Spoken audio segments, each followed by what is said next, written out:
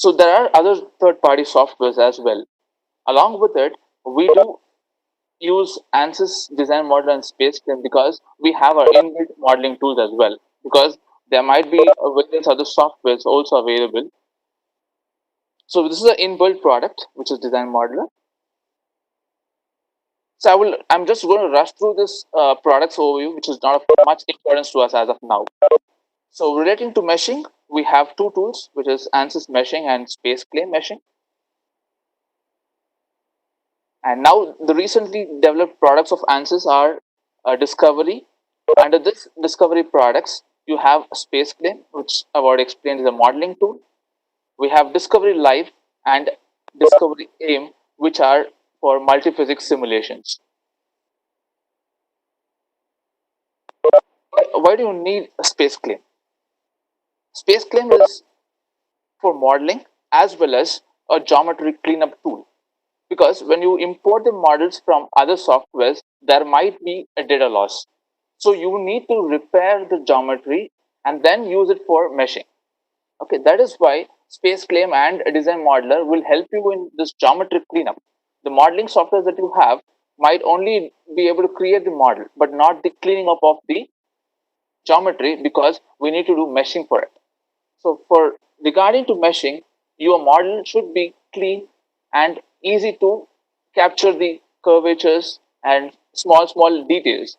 So you need to use the cleanup options, which are available in SpaceClaim and Design Modeler.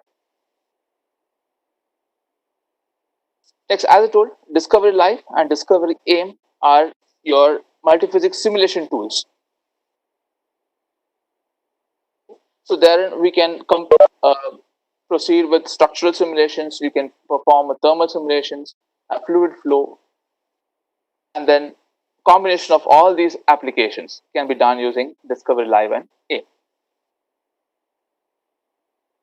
The additional tools that are available, which is ACP, it's called ANSYS Composite Pre-Post, which is mainly used for composite related simulations.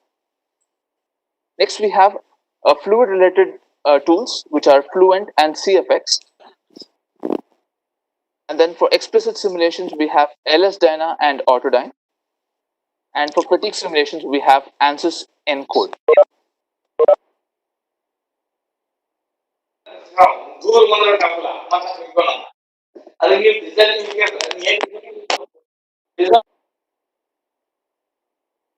Okay. Now, why do you need simulation? Now, let us say you are driving a car. Now, you do not know how to drive a car. Okay.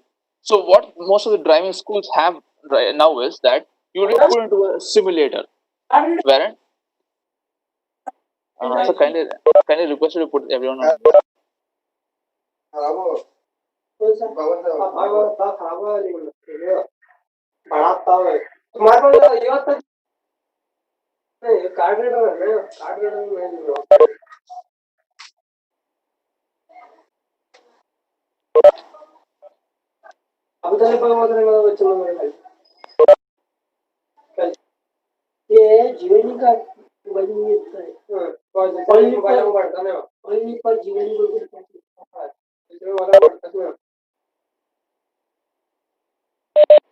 Okay. Yeah. So why do you need simulation? So simulation is mandatory for current scenario, wherein you have to see that your product is not too expensive and you should be able to design a product at a quicker time. Okay, that's an important goal right now. So why do you need simulation is because now if you want to drive a car, let's say you do not know any details about driving a car. So if you go to driving school, they would be teaching you how to drive a car, or they can put you on a simulator and make you experience all the road conditions, environment conditions, and how to use all the tools that are relating to driving.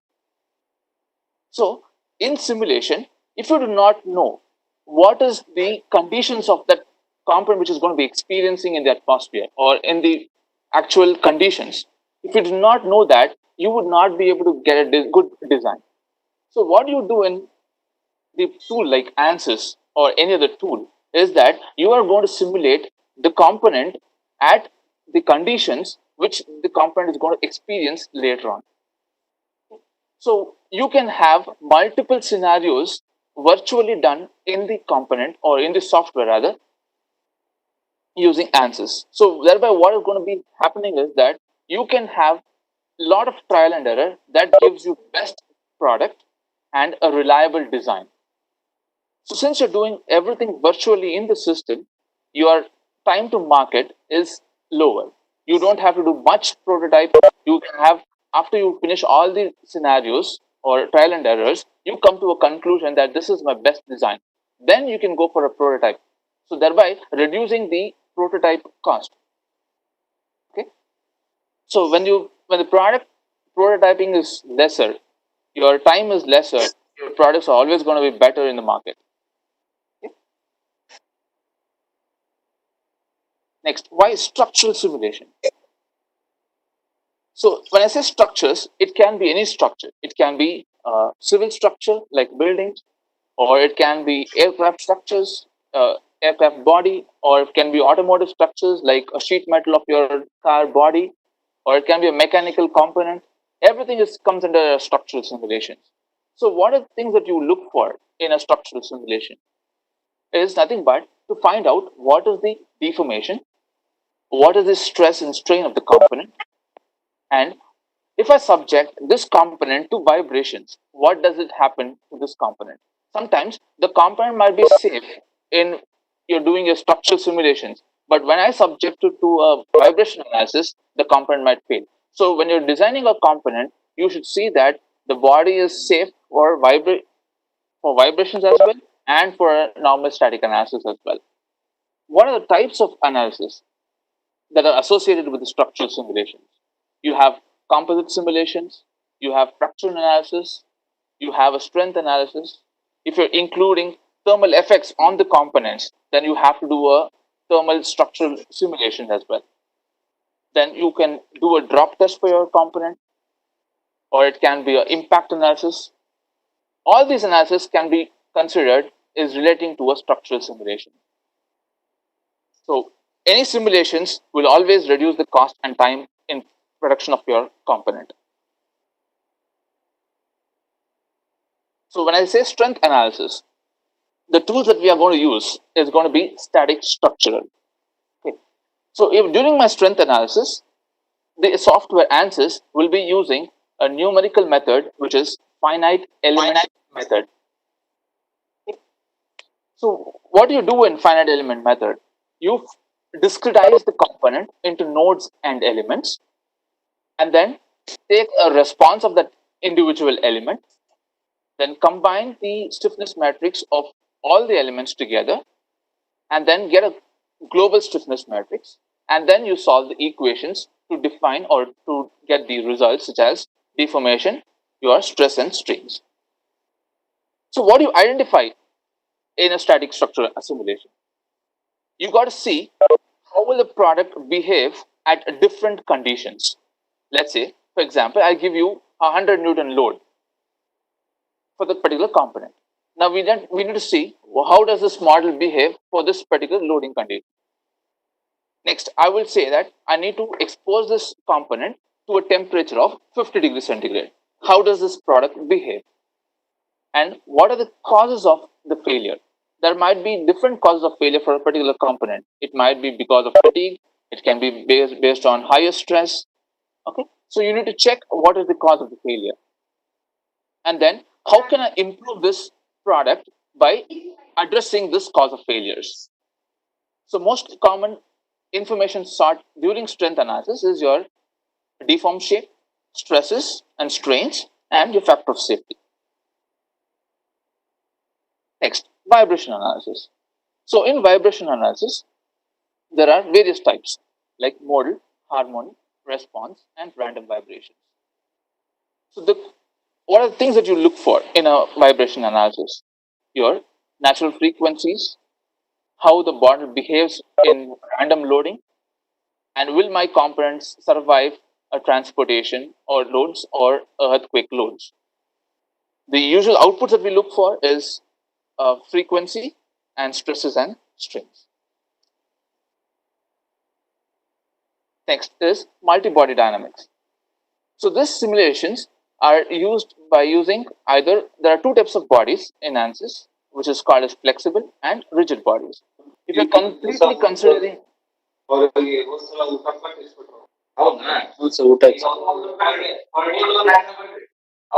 100 rupees. Per day 100.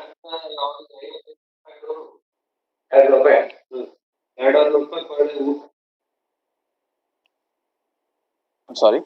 Okay. So we have multi-body dynamics. So there are three different tools that are available for multi-body dynamics simulation. First is transient structures, wherein this involves your body to be both rigid and flexible, whereas rigid body dynamics allows only your rigid body, and ANSYS motion again will have both rigid and flexible bodies. What you simulate in multi-body dynamics is nothing but your joints, kinematic behavior, and then finding out what is the output, such as if you say flexible bodies, you can find stresses and strain. But when a body is rigid, you can see your output, such as your load acting on it, your angular velocity, angular acceleration. So you would have studied kinematics of machines as a subject, in which you will see the angular velocity of the component. Such outputs or such joint simulations can be performed using this multi-body dynamics.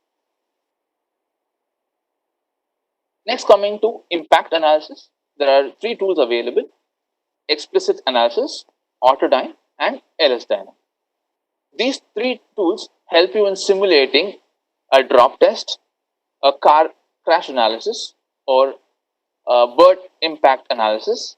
Such analysis can be performed over here, wherein the time frame is lower, but the deformations are very, very high. So now let me go into the simulation part. So I'm going to do the simulation using ANSYS Workbench platform. Most of you would have heard about ANSYS Workbench. They would have considered that it is a software, but ANSYS Workbench is not a software. It is a project management tool which links all the softwares relating to ANSYS in a single platform. For example, let us say everyone would be using this Android phone or Apple phone. Right? So Android phone has a Play Store wherein you can choose the application that you want to use. Similarly, Workbench acts like a platform or a Play Store wherein you can drag and drop the application that you require for performing a simulation for your component. Okay, so let me share the screen of my tool right now. Okay,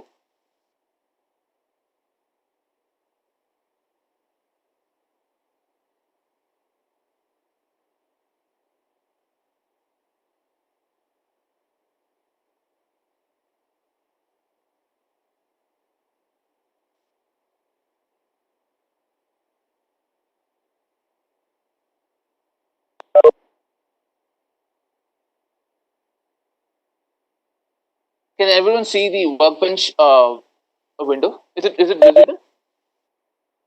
Okay. Yes. Okay, thank you. Now this is my project schematic window of Workbench. So when you're simulating a problem in Workbench, you will have to refer to three windows. The first window would be your project schematic window. In this project schematic window, there would be an option called toolbox to choose what analysis you need to perform for your component.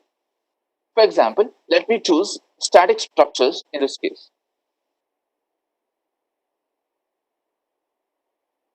So this is called as a stencil. This stencil will have the details from engineering data till the results. Your engineering data is nothing but your material properties. Geometry is for creation of model. Model refers to meshing.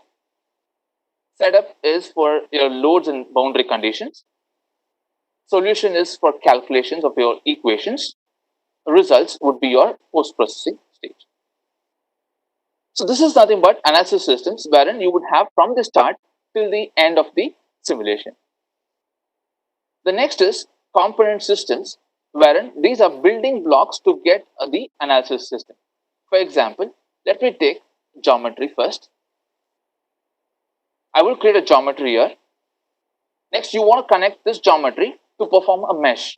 So I can drag this mechanical model for defining the mesh for the component.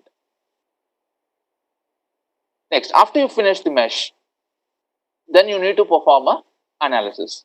So now you can take any analysis that you want to perform on the component. Why this component system is useful is, in a single industry, there might be different people working on different tools. Let's say one person is very good in modeling, so he uses the geometry, he creates the model. The mesher would do the meshing for us, and then comes to the simulation. So everyone is going to use ANSYS. So Workbench gives the linking between different departments here. Okay, that's why I go for a component system. Next, I have custom systems, wherein you want to perform a combination of analysis. Let's say I want to do a analysis using structures and fluids together, combination of them. In that case, I would go for a custom system simulation. The next one would be design exploration, wherein you want to do a optimization study. Okay, so you can have different parameters. How do you optimize that parameters for your best design? So now let me take one example of custom systems to explain a few more things.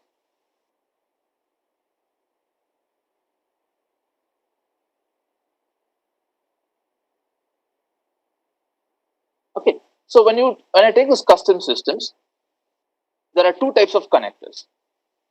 The first connector is a square connector, wherein the data will be shared between the two physics, like fluent and static structures.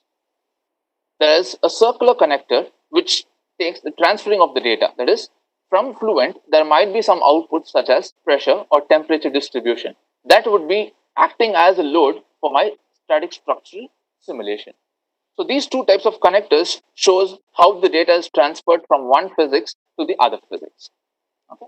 So let me click on a new project.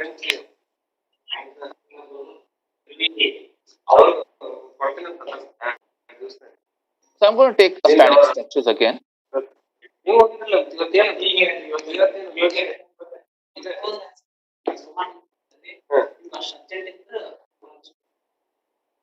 Okay. So right now I'm not creating the geometry. I've already created a geometry. I'm just going to import the geometry from here. So you can choose the geometry, right click, click on import geometry. You can browse for the file, and I'm choosing this particular file. I'm just taking a simple geometry over here for a demonstration.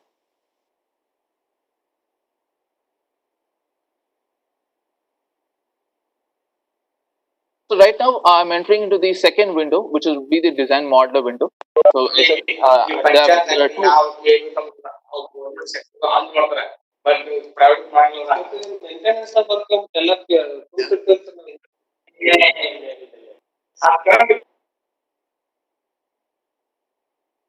So I'm entering the design modeler window, wherein I would be importing the geometry. I will click on generate. So I've simply taken two blocks over here for my demonstration. I have two parts and two bodies, which are both solid bodies. Okay. So I will, since the geometry is already ready, so you can see a green check mark here. So now let us go to model. So I'm going to enter the third window, which is called as mechanical window. So from meshing till your post processing, you would be doing in the mechanical window.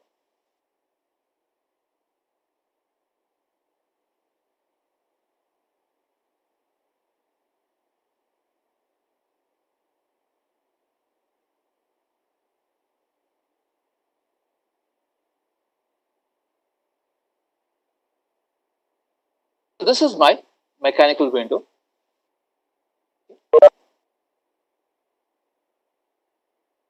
Now, before I go to the complete details about it, let us go for a simple simulation first without any modifications on your default conditions of Workbench. Okay. So let me click on mesh now, right click and click on generate mesh. So mesh is nothing but your discretization of your geometry into nodes and elements. So I have two components and the geometry is meshed over here. Okay. Now let's go into the static structures. See, in Workbench, you can see that as I choose a different options, your controls or the toolbar changes automatically. Okay, so this is called as context sensitive toolbar. So the things that you choose on your tree outline, you will see it on the toolbar as well. Okay, so right now, let me take a simple loading condition. Now there are various options of selecting the entities. Now you have an option for selecting the vertex, edge, face, and body. If you want to select anything relating to nodes and elements, you can go for node select and element select. Right now, I am choosing the face select option and selecting this particular face. Okay, you can choose the loads and boundary conditions from this toolbar, or you can right click on this face and click on insert to get all the information relating to loads and boundary conditions over here. Okay, so right now I'm choosing the fixed support on this left hand side face.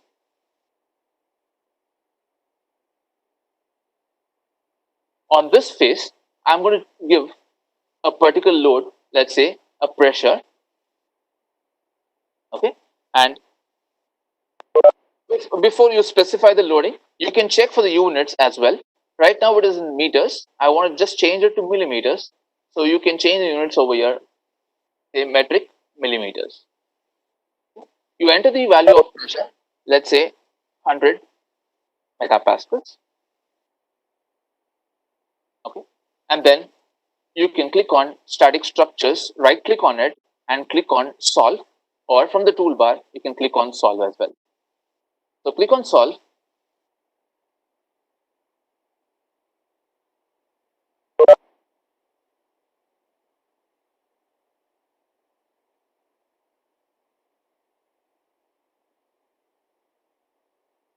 Okay, at the bottom you can see the percentage of calculation that is being done. Now when you see green check mark in the tree outline throughout your tree, which means that there are no errors or warnings in your simulation. So everything was solved perfectly. Now click on solution and you can see the toolbar change to the results option. Okay, or you can right click on solution, add on what are the results that you want to look for this particular component. So click on insert. I'm interested in deformation results of this component. So deformation and total deformation. Similarly, right click on solution, insert stresses, 1 minus stress. There are various other outputs available as well, but I am concentrating on two results here, deformation and 1 minus stress. Okay. Now the equations are already solved, but we have added the outputs later on. So you just have to right click on solution again and just click on evaluate all results. It is just fetching the data of your results. That's all. Okay. So now click on total deformation. You can see the deformation results here. And similarly, your stress results. Okay. If you want to animate your results, you have at the bottom for animating your results. Okay, this is my stress results. Similarly, I can animate your deformation results. Okay. The question might arise now is we have not defined any material properties, but how does the system solve the problem? Okay, so for any simulation, you need to define the material properties. There are some default materials available in ANSYS, which is taken by the software. That is why we were able to simulate the condition. Okay, now let us see how to change the material properties for this particular component. Now I'll switch to the project schematic window and enter into this engineering data.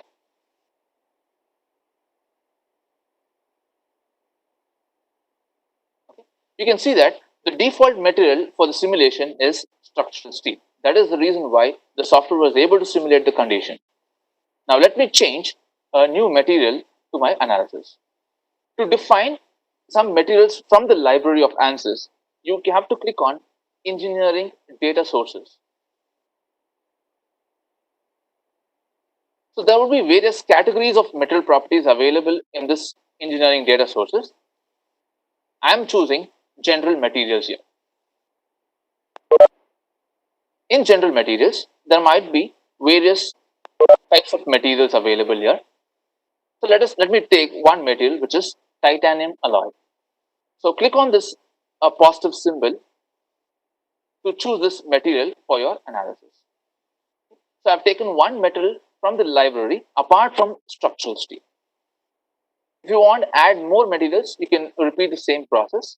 So I will close this engineering data sources now to go back to the main screen of engineering data. So I have two material properties which I can use for my simulation. Now let us say you have created a new material. Okay, I want to define that material properties for my simulation now. You can also do that. So to add a new material, you can type the name of your choice. Let's say new. From the list of properties that are available on the left hand side of the toolbox, I can choose the properties that are required for my material. Let's say I want to define density for this particular model or material model, and I need to define, let's say, Young's modulus and Poisson ratio. So I'll choose this isotropic elasticity. Any tab which is left in yellow, you would see a question mark, and you will have to address this before going to the next stage of your analysis. So density, let me define the density as 7,000 kg per meter cube for my material. Let's say Young's modulus is 2.5 E11 and Poisson ratio is 0.25.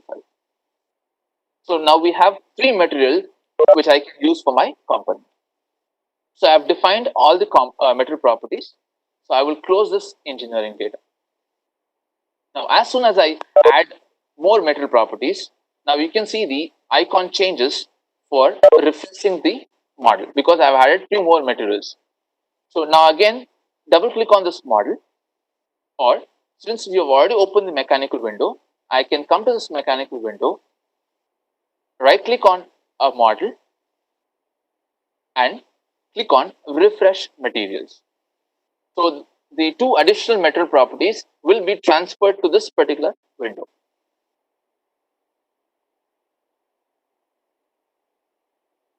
Now expand this geometry. There are two solids.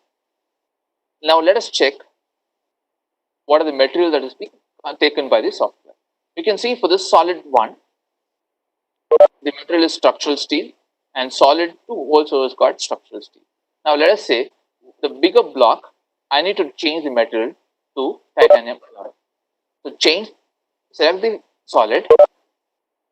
Okay, change the solid. Now click on assignment, material assignment, and change it to titanium alloy. For the second solid, change the material to. So you have to define the new materials in the engineering data. You have to refresh the materials, and then in the mechanical window, you will have to assign the materials. Okay. Next, after you define the material properties, okay, next we have, since there are two components associated here, there is something called as contacts which have been defined by the software automatically. If you're working on ANSYS older platform, which is called APDL platform, there manually the contacts have to be defined. But in Workbench, when you have multiple components, the contacts are automatically created. Okay, so this contact identifies how the load has to be transferred between these two components. So this contact is already written by the software, which is nothing but a bonded contact. I will explain this context a little later. Okay, right now we can understand that these two bodies are in contact with each other without separating out.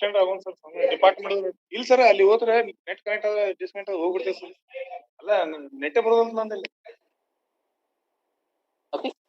ನಿಮ್ದು ಇದು sir ಯಾವ Airtel ಇರಬೇಕು ನಿಮ್ದು ನಮ್ದು Vodafone ಇದೆ. Okay. So now these two bodies are already in contact. Now let us check different types of meshing that you can perform. In the previous case, I just did a default mesh wherein we do not have any control over how the model or how the nodes and elements should be arranged. Okay. So let me show a few options how to change the meshing for this particular component. So click on mesh. Now the physics preference by default is mechanical. That is why the mesh is created in this manner. Now let us check the statistics of how many nodes and elements have been created. So when you click on statistics, you will see the number of nodes and elements for this particular physics preference. Now assume that you are going to perform a non-linear simulation. Okay, I will change this to non-linear mechanical, and then I will regenerate this mesh. So far, we have not controlled the number of nodes and elements. The software is automatically taking the nodes and elements. Okay, these are called as global controls. Anything that you highlight mesh and change the settings in this details view, this is called as global controls of meshing. Okay, now this is based on physics preference. So I will switch over to mechanical. Next, if you would have heard about element order, which is nothing but whether you want a mid-side node into your simulation or you don't want a mid-side node for your simulation. That is defined using this element order. So by default, it is program controlled option wherein the software will decide whether mid-side node should be taken or not.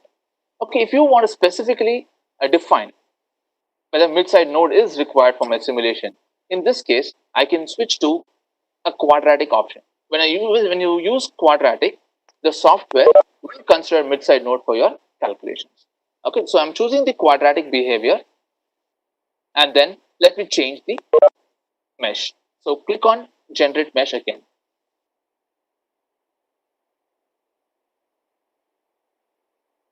Okay, now you can see the number of nodes and elements.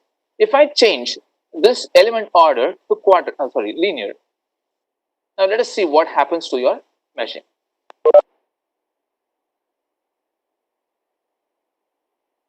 You can see the drastic decrease of your nodes and elements. So the better your nodes, the more you have nodes and elements, you might have better results. Okay, at the same time, the more amount of mesh you have, your time for simulation would be larger. So you have to compromise on either accurate results or your quick results. Okay, so it should be average of both. Okay, that would give you how good your results are. So I've changed, I'll go back to quadratic because I need a good amount of mesh to capture good results. Okay, so let me regenerate the mesh.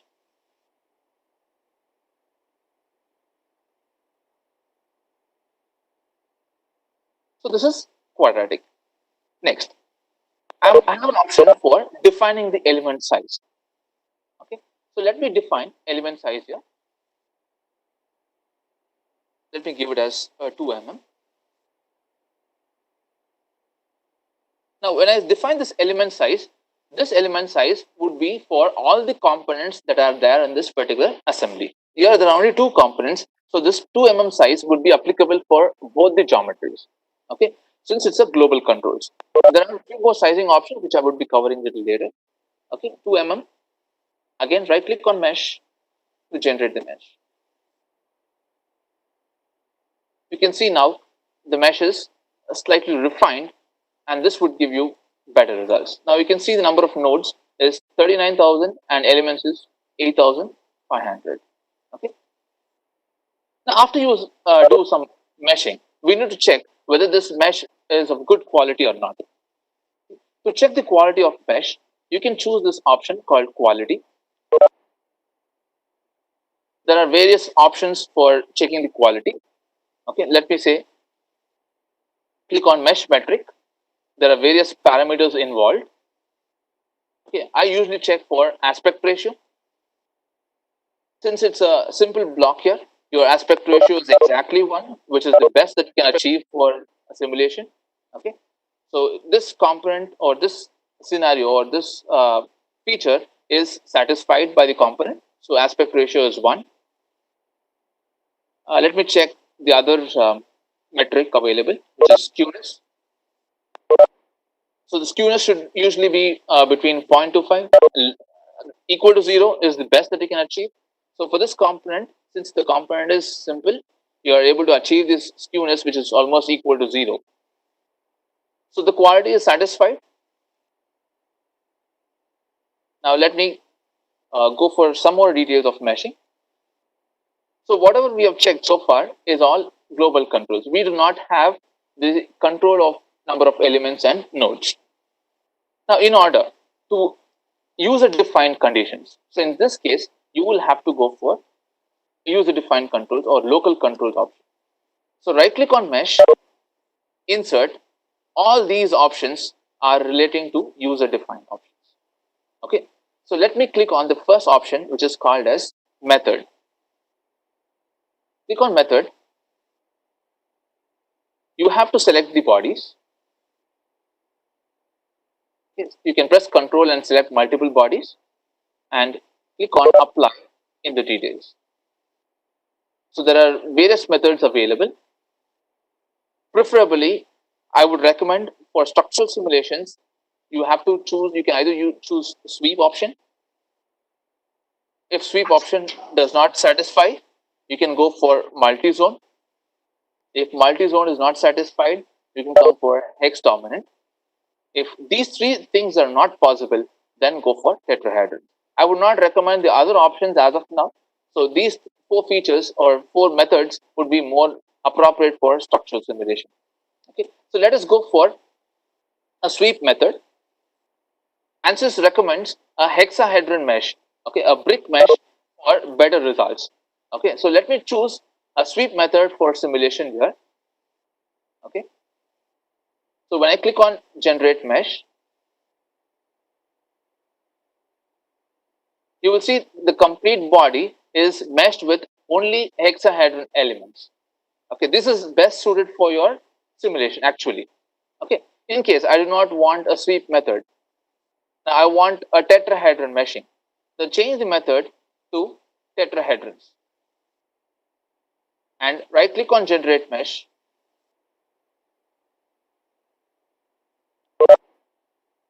You can see the difference in your meshing. The hexahedron mesh was properly aligned, but whereas tetrahedron mesh is not aligned properly. So this might not capture your physics or results better than your hexahedron. That's why hexahedrons are most recommended when you're doing a simulation. These tetrahedron mesh can be used when you have very complex geometry, wherein you cannot get a hexahedron mesh, then you can go for a tetrahedron. Because hexahedron mesh becomes more difficult when your geometry becomes more and more complex. Okay. So right now, I will switch over to the sweep method of meshing. I will generate a mesh. I'm not going to go into very much details of meshing because that itself is a big chapter of explanation here. So since it's a time constraint, I'm just giving a brief about all the meshing options. Now let's switch to a few more options. Right click on mesh, insert. Now in the previous case, we gave element size. That would be global. For all the components in the component, the element size will be defined there. But here, I can individually control each body or each face or each edge here. For example, let me choose sizing and let me choose face sizing option. Okay, let me choose a face and choose this particular face here. Okay, click on apply. The mesh would be created or this face sizing will be created only on this particular face. And choose the element size. Let me define it as 0.5 mm. Okay. Change the behavior to hard because there are some global controls are also defined. So if on this particular phase, I want user control should be defined with more importance. Okay, that is the reason why I'm changing this behavior to hard. If it is soft, the global controls will be given more prominence and then it would go into local controls. But here, if I change it to hard, the user defined controls will be given more importance. Okay, so let me give 0.5 mm and right click on mesh and generate it.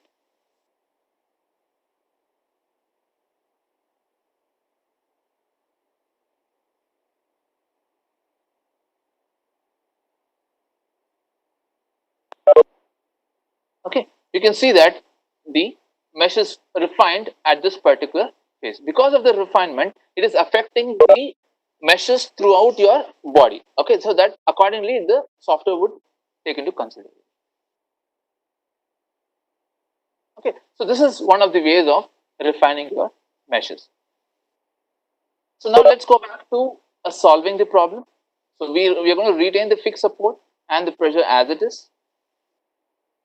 Now let me click on solution. Because the mesh is changed, the material is changed, you have to resolve your equations.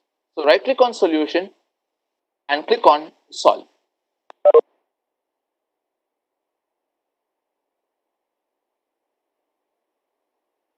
So this is going to take some time because we have refined the mesh.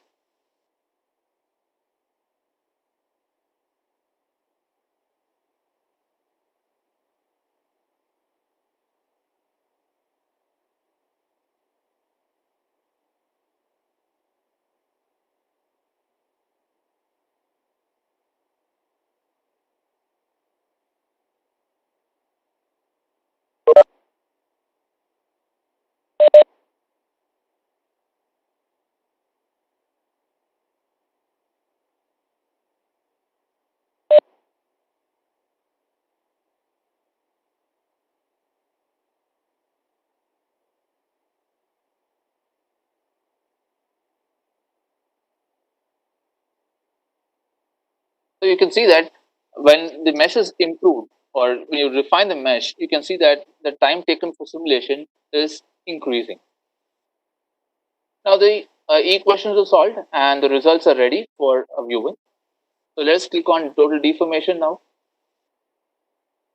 So the deformation is 0.03 mm and the stress is 768 megapascals. Okay, the stresses here are slightly higher. Okay, so you need to change the metal properties according so that it satisfies the conditions. Okay,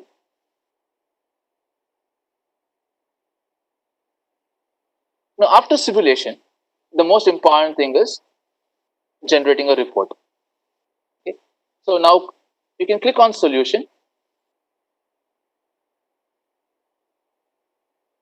Okay, come to the home tab of the toolbar and click on report preview. The software creates automatic generated report.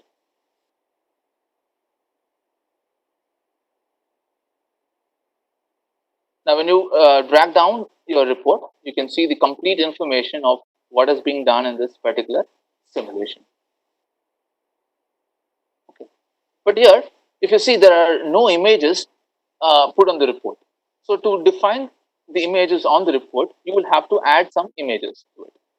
For example, now I have only the geometry available in my report. Let us add from meshing to your results. To add the images, let me choose mesh first. Let's switch to geometry option. I need this mesh image in my report. So click on mesh. From the toolbar, you have an option called images. Click on image. This image takes a screenshot of screen. Okay, click on image. It takes a screenshot of it. Similarly, if I click on static structures, it will show me both loads and boundary conditions. So rotate the component in such a way that both the conditions are visible on the screen. So click on image.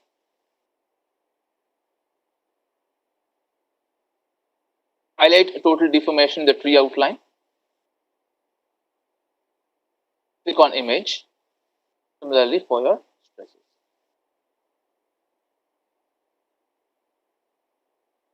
So once you add these images, now you can click on report preview. Okay, let me close the previous one. Okay, click on report preview again.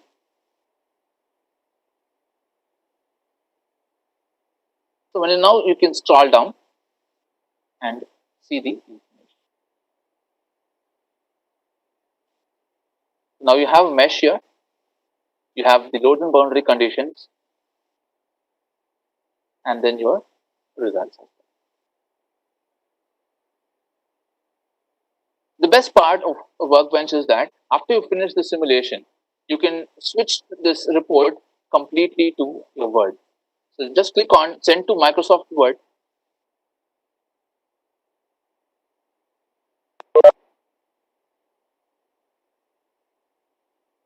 Uh, is this Word file visible?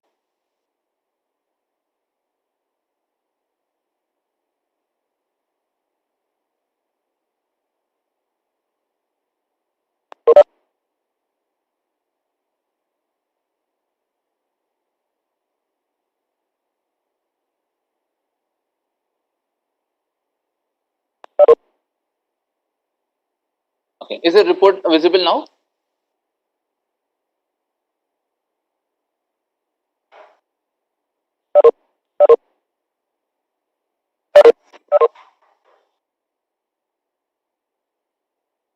So that would give you the results in the Word format. So that would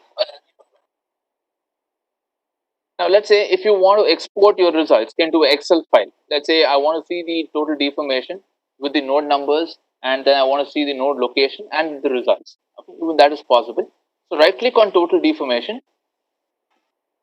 There's an option called export. Click on export text file. So you can change the save as type as Excel file.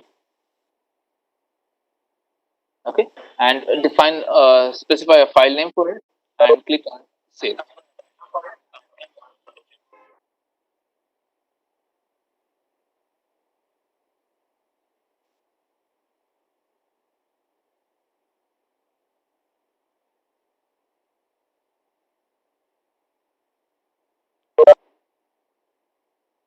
Let me share the screen of the results of deformation.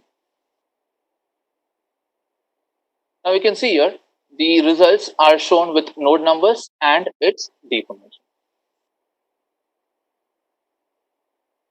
Now the most important thing is you need to know what element is the software taken for simulation, because in Workbench most of the information are program control. The software is going to do it automatically, but you need to understand which element was taken for this simulation.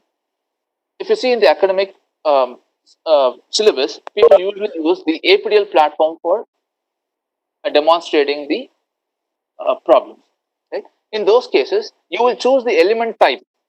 Let's say a beam 188 element or a solid 185 element for simulation. In Workbench also, it is based on the element types, but you would not be able to manually control the element types. Okay, but the software takes it automatically. Now let us check how what element is being taken for this simulation. To check the element type, click on solution information under solution. If you scroll down,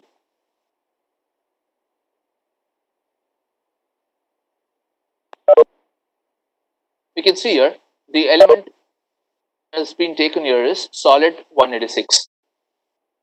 Okay, why solid 186 is because when you choose mesh, we have specified the element order as quadratic. This solid 186 is a 20 node element. It is going to have a mid-side node available. Okay, let us change this mid-side node. I don't want a mid-side node. I will change it to linear, and if I solve the problem, I should be able to see the element type as solid 185, which is excluding the mid-side node.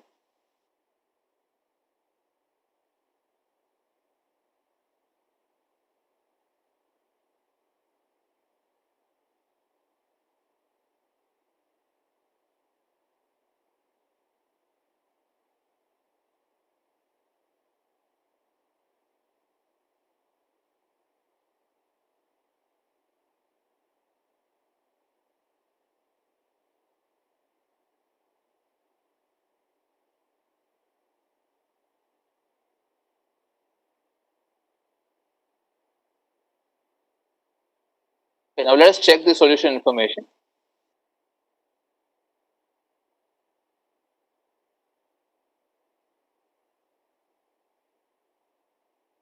Now you can see the element type is solid 185.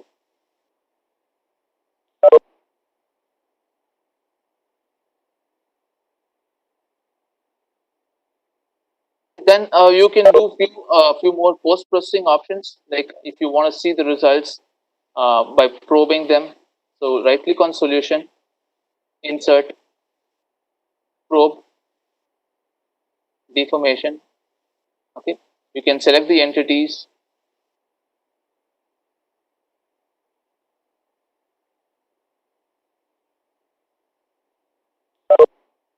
Okay, you can evaluate the results. Okay, now whatever results that we have seen, like say total deformation, is for the entire body. I want to specifically see the results for a particular phase or a particular area of interest. Let me say that I want to see the deformation. Insert deformation total. I don't want for the complete body. I'm interested only on this particular phase for some reason.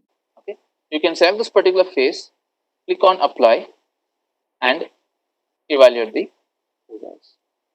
So this gives you results only on that particular phase. So you can customize your result viewing also.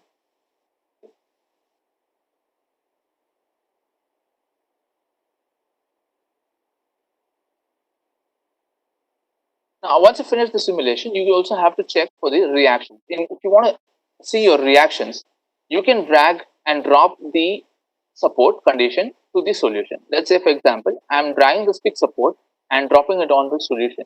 So this creates a reaction automatically.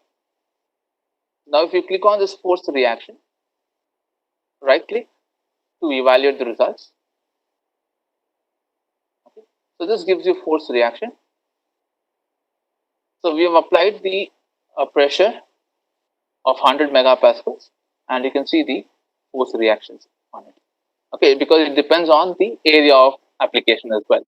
Okay, so you can see the reaction force as 40,000 Newton.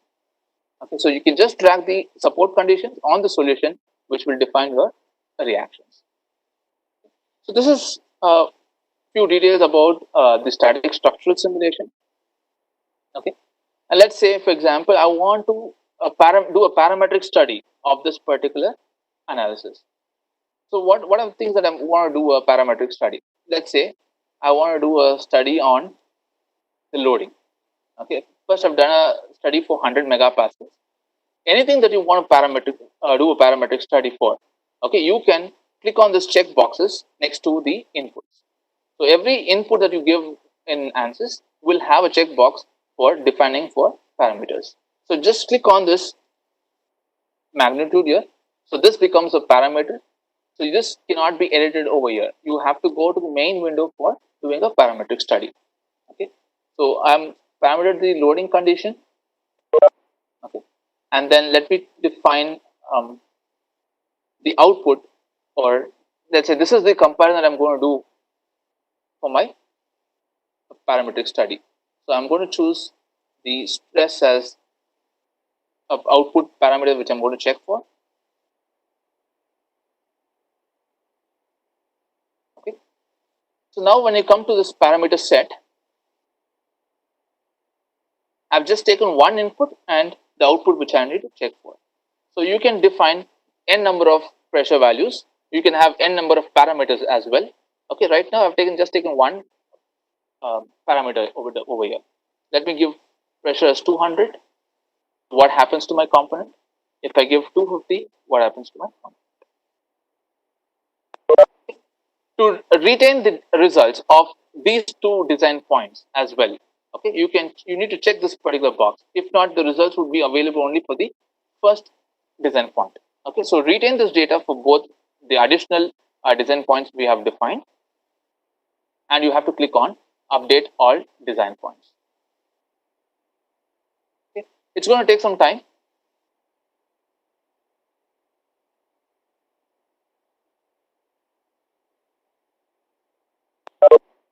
Okay, in the meantime, we can take a few questions if there's any.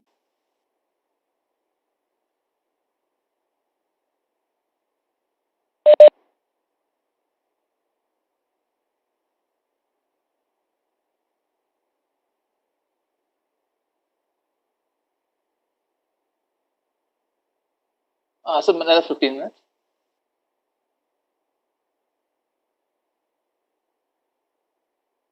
Yes, yes, sir, yes.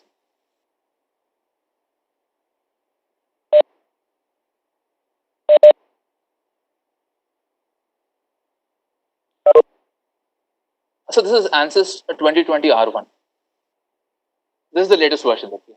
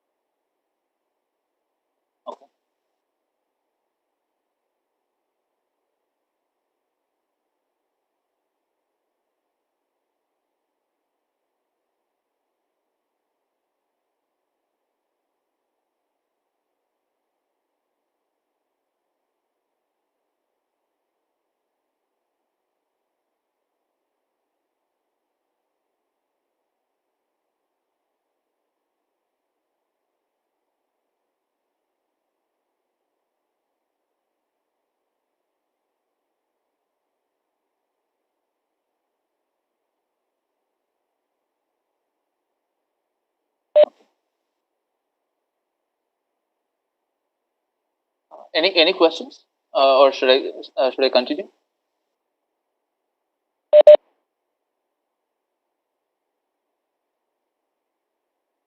Okay, okay. Fine. Now you can see that the next two design points have been calculated, and these are the stresses on this particular component.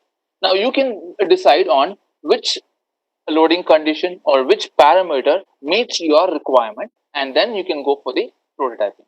Okay, so here you can get an idea. The least stress is 363, so this would be better for your component. Okay, so in case, let us say, for some reason, DP1 is a design that you are satisfied with, for example. Okay, so if you want this result to be viewed in your mechanical window, highlight this particular design point. Okay, change the status of this to as current.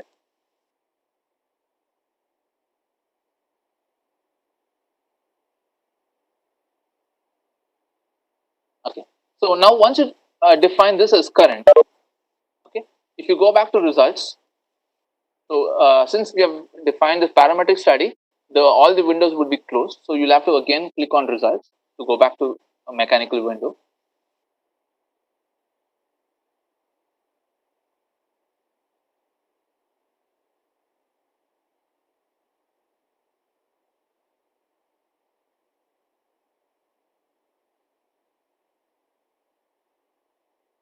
Now you can see the results of this particular design point.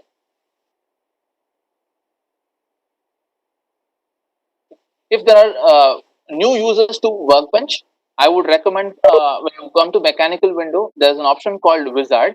This would help you in giving you information about how you proceed for your simulation. So, for example, if you want to click on Verify Materials, okay, it'll identify or it'll give you an indication where you have to define the materials for your geometry. Okay, so it'll just show you the option where to define the material. Okay. Similarly, if you want to define loads, just click on structural loads. It highlights the information that you have to go for loading over here. Okay. So similarly, you can just go by each and every step that is available in the mechanical window. This would help you when for the new users. Now, I'm not going to create a different model. So I'm going to use the same model for my free vibration analysis, which is also called as model analysis. Okay. So I'm going to drag a model from the analysis system. Now, since I'm going to use the same geometry and mesh, okay, I can drag this model and leave it on the model over here. So what I'm going to do here is the metal properties, the geometry, and the mesh I'm taking from the same what I've done for the static structural simulation. So thereby I'm reducing the time of doing the process again. Okay, so I already have all this three data which is already available. I just have to define the mode analysis settings available. Okay, so come to mechanical window. Now you'll see that under solution of static structures, you will see a mode analysis. You just have to define the boundary conditions because mode analysis does not have a external load. Okay, so click on the model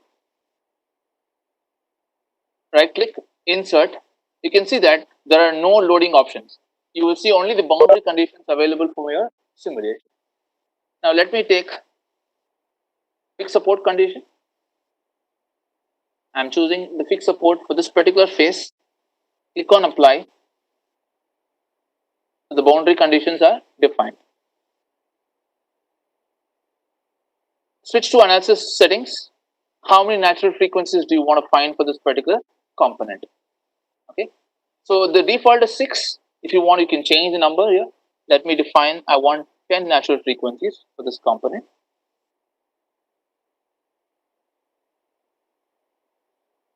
Now right click on solution and click on solve.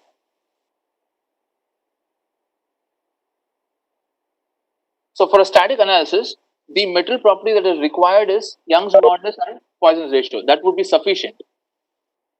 When you're doing a vibration analysis, one additional metal property that you will have to define is your density. So without defining density, you will not be able to proceed with any dynamic simulations. So since we have already defined, or we have taken metal from the library, so the density is available, so I'm able to simulate the condition.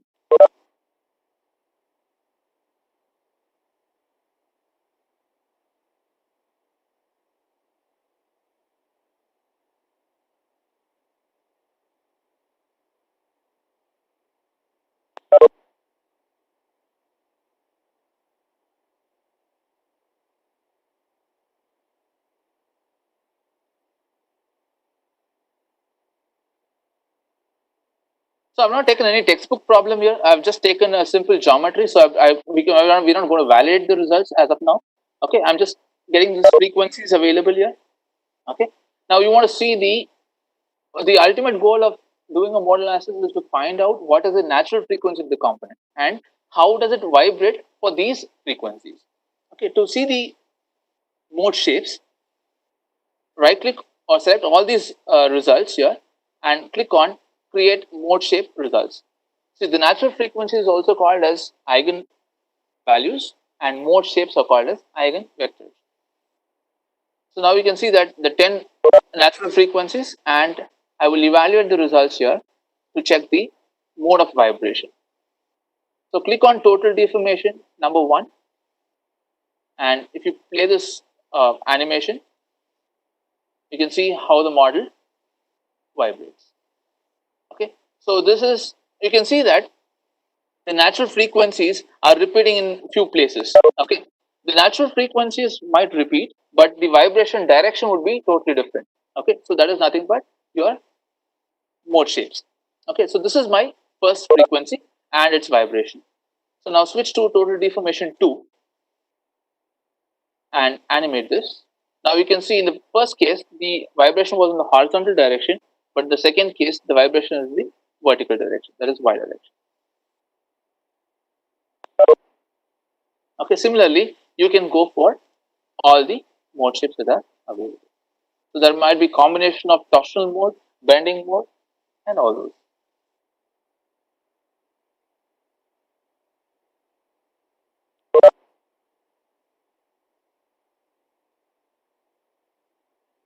Okay, so this is about modal analysis.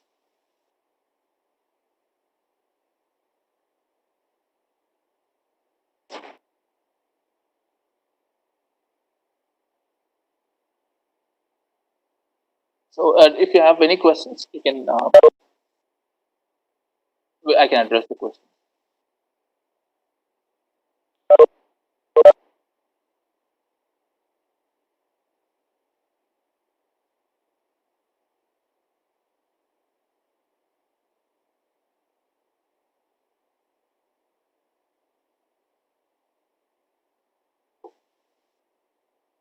Am I audible?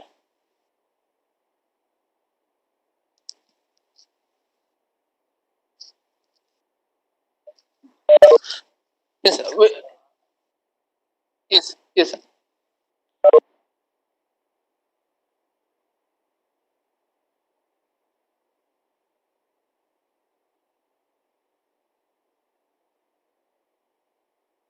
See, the mesh definitely affects your results. I there is no set of standards that This is the size that you will have to specify for a particular component. Okay, it depends on how accurate results you want. In Workbench, the default meshing is taken by the software. If you want to, let's say, for example, you have a stress concentration area. Okay, in that area, you need to have better mesh to capture better results. So in that case, you have to manually define your meshing. Hope I answered the question. Okay, I cannot set a standard that this is the mesh size that you have to define for a particular component. There's no way doing that.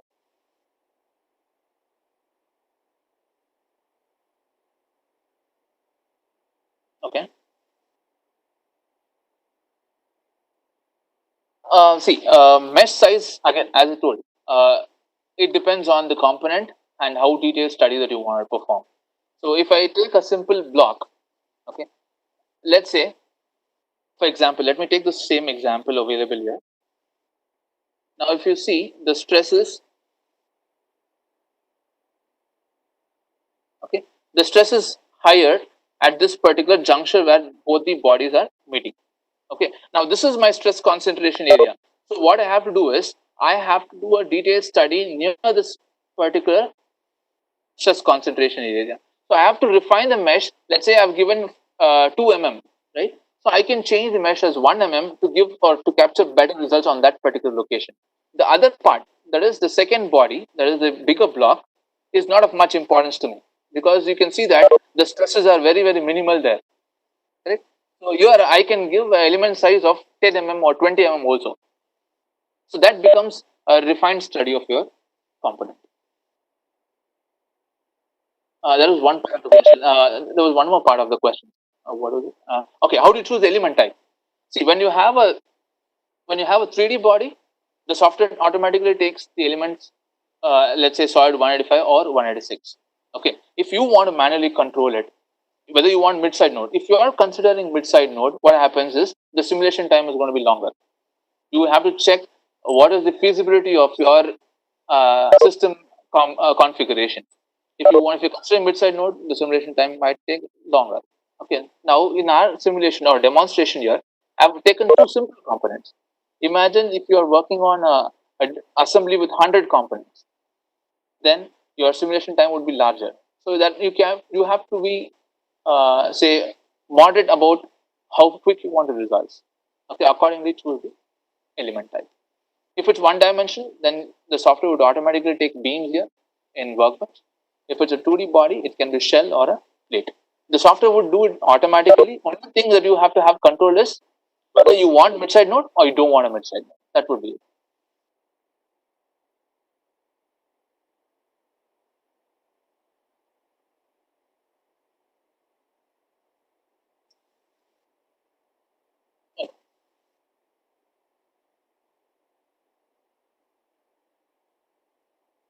Okay. See, Fluent software is more into CFD simulations, wherein you are going to check for flow-related simulation. Here, this is only relating to structures. The outputs, if you see, here we would be checking for stresses and strains, but there it would be temperature distribution or pressure distribution. Both the tools or both the softwares or both the softwares are of ANSYS Workbench. That's all.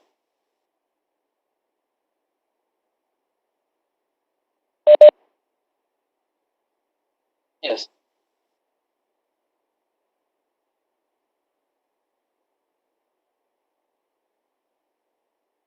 Mhm.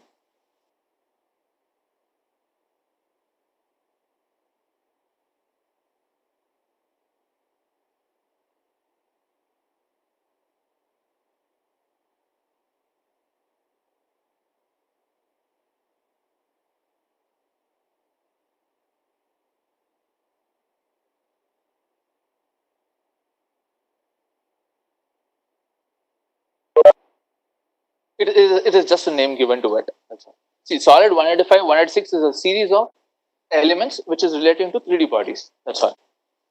185 will not have mid-side node, which is a linear behavior. Solid 186 is a quadratic behavior with a mid-side node. That is only the information, nothing else. So you don't have to remember the numbers. You just have to know whether it's got a mid-side node or whether it's not got a mid-side node. That's the only thing that you need to remember.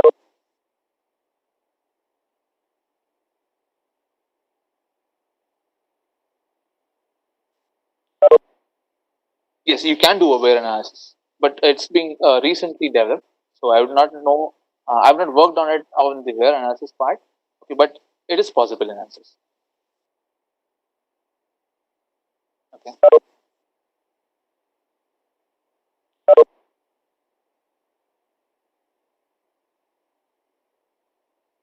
Hello, sir. This is Professor Yes. Chiranjeevi Patel. So, can we do CFD in ANSYS? Yes. See, Workbench would be, as I told, it's a management tool. It's a platform. Let's say, for example, if I go to this project schematic window, you can, um,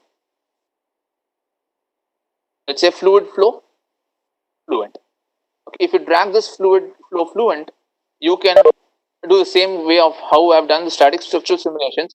You have to create geometry, mesh, give the loads and boundary conditions, and then solve the case. So you just have to drag fluid flow fluent from here, and then repeat the same state of same process in defining your conditions.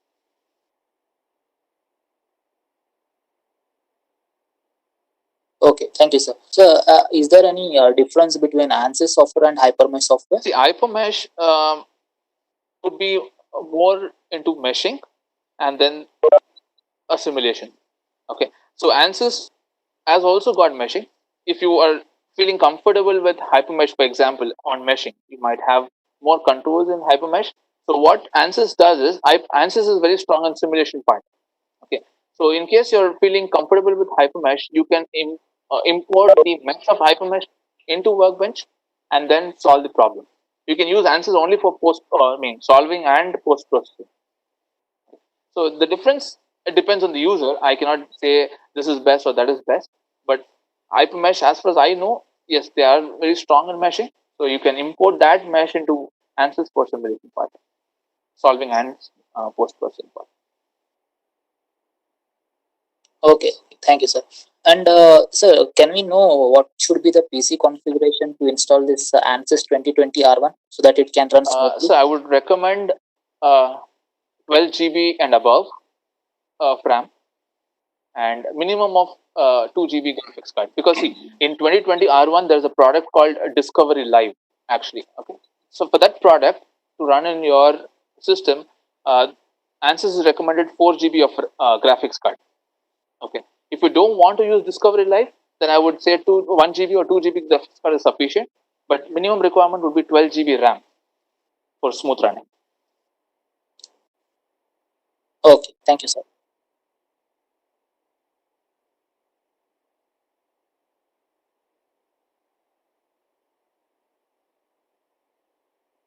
Okay.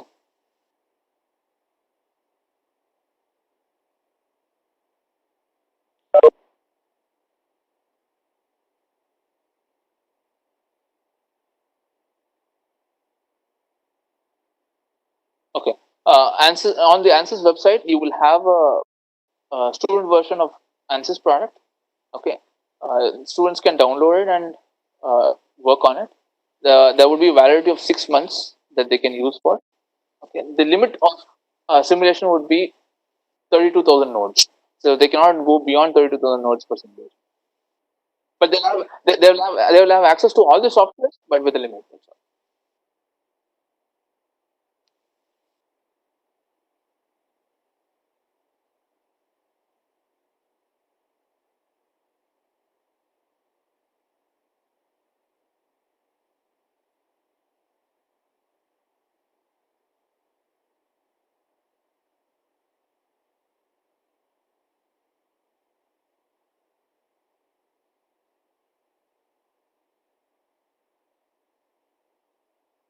Thank you.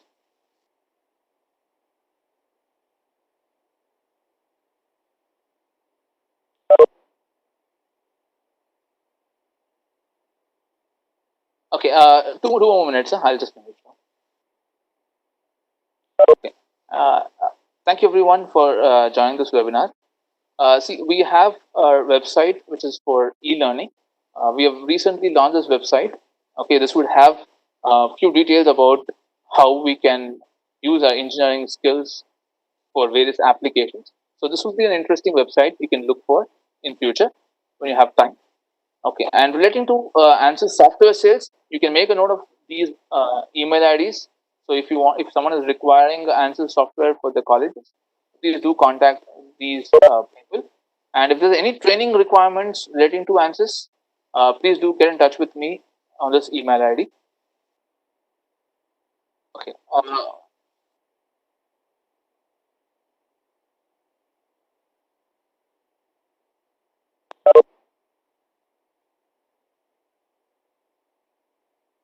Sure, sir.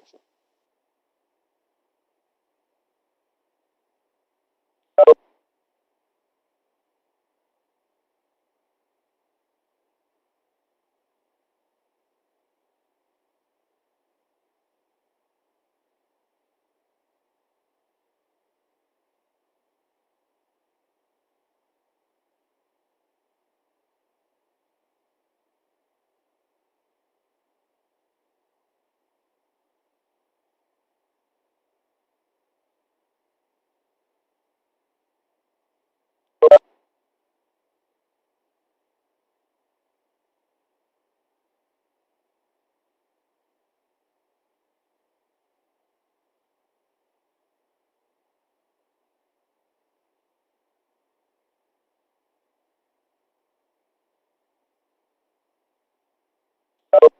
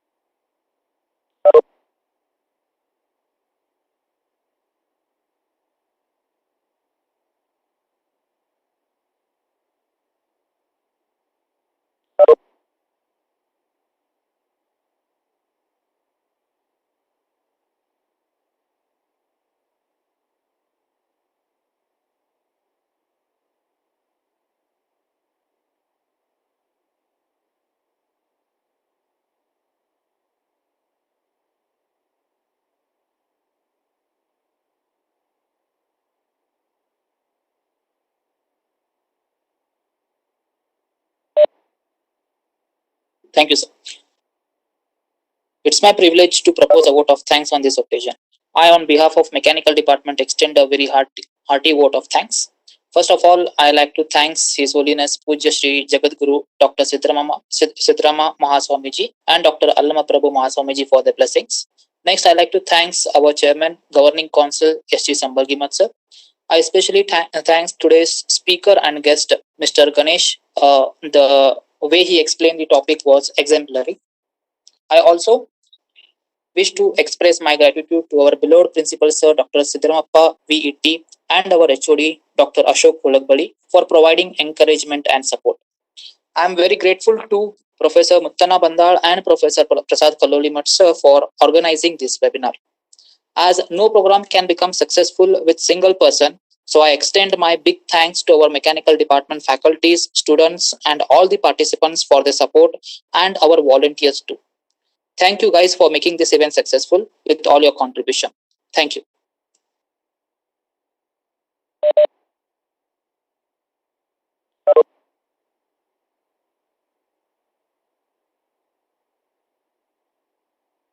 Thank you. Thank you so much.